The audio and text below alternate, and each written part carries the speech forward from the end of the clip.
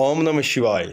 इस आसन पर बैठते ही अप्सरा सिद्ध हो जाती है। अपने आप ही जब आप इस आसन पर बैठ जाएंगे तो जब आप बैठेंगे तो अप्सरा स्वयं आकर आपसे वचन मांगेगी और आप उनसे कार्य ले सकते हैं। वो कौन सा आसन है, कौन से कलर का आसन है, तो वो कैसे जब हम बैठते हैं उस आसन पर तो अप्सरा स्वयं आकर हमें बोलती है, हमसे वचन लो और वचनों में लो और काम लीजिए। वो कौन सा आसन है, उस आसन पे क्या है ऐसा जो अप्सरा खुद आकर हमसे इस आसन को सिद्ध करना पड़ता है। तो इस आसन को कैसे सिद्ध करेंगे, क्या इनका विधि विधान है, कैसे इनको सिद्ध किया जाता है, वो हम आपको पूरा विस्तार के साथ बताएंगे। तो बने रहिए हमारे साथ। काले कलर का आपने आसन लेना है। काले कलर का आसन लेंगे, उस काले कलर के आसन को ही हमने सिद्ध करना है। तो जब वो आसन सिद्ध हो जाएगा तो अप्सरा हमको दिखाई देने लगेगी, खुद पर खुद ही हमको दिखने लगेगी। और जब हमें अप्सरा दिखने लगेगी और तब भी हम उनसे बात कर पाते हैं, तब भी उनसे वचन ले पाते हैं। तो कैसे इस आसन को सिद्ध किया जाए, तो पूरा हम आपको विधि विधान बताते हैं। आसन आपने थोड़ा सा बड़ा लेना है, मोटा लेना है। जब हम उनके ऊपर बैठें तो कम से कम इतना मोटा हो, 3 इंच हमारा आसन मोटा होना चाहिए थोड़ा सा। अगर आप पूरा कलर ही काले कलर का ही अगर आप आसन ले सकते हैं पूरा, वो सबसे उत्तम है। और कुछ हमारे साधक हैं जिनके पास थोड़ा सा पैसे की कमी होगी तो वो पूरा बड़ा आसन नहीं ले पाएंगे।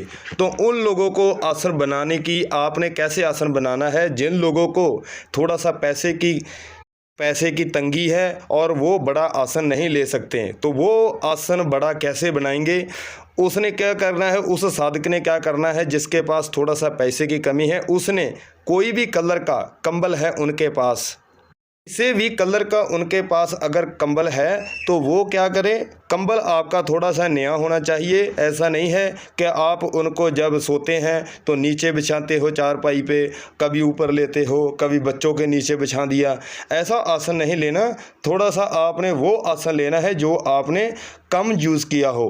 अगर यूज़ किया है तो आपने उस आसन को अच्छे तरह से धो लेना है, धोकर उनको शुद्ध कर लेना है गंगा जल ऊपर डालकर। और उसके बाद 3-4 मीटर आपने काला कपड़ा ले लेना है। थोड़ा सा 3-4 मीटर जब आपने कपड़ा ले लिया तो उस आसन के ऊपर आपने बिछा देना है, तो वो आपका बन जाएगा काले कलर का आसन। तो जो भाई पूरा काला कलर ही लेना चाहते हैं तो उनको थोड़ा सा नया कंबल लेना पड़ेगा, बड़ा लेना पड़ेगा। और जो मेरे भाई नया नहीं ले सकते वो ऐसे भी आसन को बना सकते हैं जैसे हमने बताया है। जब आपने नया आसन ले लिया तो उनको सबसे पहले गंगा जल से शुद्ध करेंगे और उसके बाद उसको सिद्ध करना है। तो सिद्ध कैसे करेंगे, जब हमने आसन को सिद्ध करना है तो उसमें हमारा ज़्यादा खर्चा नहीं लगेगा, लेकिन टाइम लगेगा थोड़ा सा। जब आपका आसन सिद्ध हो जाएगा तो आप दुनिया का कोई भी काम ले सकते हैं। उसी आसन से ही आप कोई भी काम ले सकते हैं, किसी भी शक्ति को हाजिर कर सकते हैं अपने सामने। अप्सरा को छोड़िए, यक्षिणी को सिद्ध कर सकते हैं, यहाँ तक कि आप देवी देवता को भी अपने सामने खड़ा कर सकते हैं उसी आसन की शक्ति से, उसी आसन की ऊर्जा से। अब उस आसन को सिद्ध करने का वो कौन सा मंत्र है, मंत्र आप सभी को मालूम है, वो हर किसी साधक की ज़बान के ऊपर है। वो मंत्र जो मैं आपको बताने वाला हूँ वो मंत्र भी छोटा सा है और मंत्र आपको अच्छी तरह से याद भी है। अगर किसी को नहीं भी पता तो उस मंत्र को हर एक इंसान को पता है। तो वो मंत्र कौन सा है जिस मंत्र से हमने इस आसन को सिद्ध करना है। तो सबसे पहले इस आसन को सिद्ध करने का कौन कौन सी सामग्री लगेगी, तो सामग्री अकेला दीपक ही लेना है आपने। अगर आप उस दीपक में देसी घी डाल सकते हैं तो सबसे बेहतर है। अगर आप देसी घी नहीं डाल सकते तो आप सरसों का तेल भी डाल सकते हैं। और बाती रुई की ही चलेगी उसमें, और रुई वही जो हमारे घरों में आम नॉर्मल होती है, डॉक्टरों के पास होती है, वैसी रुई ही हमें चाहिए। विस्तार से मैं आपको इसलिए बता रहा हूँ, कुछ हमारे भाई बाद में कमेंट करते हैं कि गुरुजी रुई कौन सी चाहिए। सबसे पहले हमने संकल्प लेना है। संकल्प लेना है, 21 दिन का संकल्प लेंगे। संकल्प लेकर हाथ पे गंगा जल लेंगे और अपना नाम, गोत्र काष्ठ, ये सभी आपने अपने देवता को बता देना है और उसके बाद वो जल अपने ऊपर डाल लेना है। ऐसे छिड़काव करेंगे अपने शरीर के ऊपर सिर से, और उसके बाद आपने 21 दिन का संकल्प लेना है।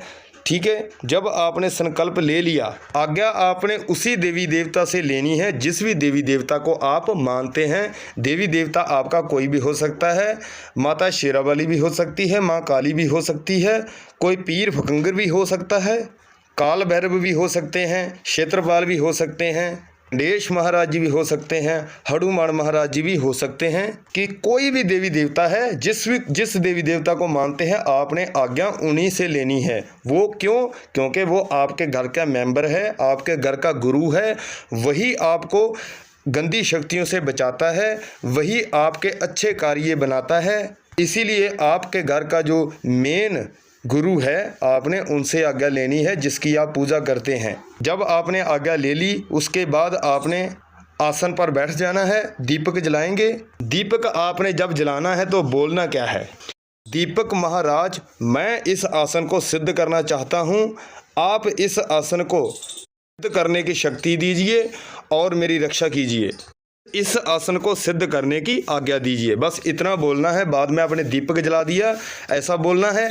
उसके बाद आपने आसन को नमस्कार करना है, सीधा नहीं आपने बैठना उनके ऊपर, नमस्कार करेंगे। उसके बाद आसन के ऊपर बैठेंगे।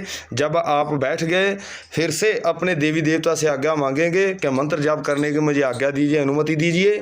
अगर आपका गुरु है तो आप गुरु से भी आज्ञा ले सकते हैं, अगर नहीं है तो आपने शिव शंकर से आज्ञा लेनी है। जब आपने उनसे भी आज्ञा ले ली, 5 माला आपने ओम नमः शिवाय मंत्र जाप करना है। ओम नमः शिवाय का मंत्र जाप करेंगे, 5 माला आपने करना है और 21 दिन तक करना है।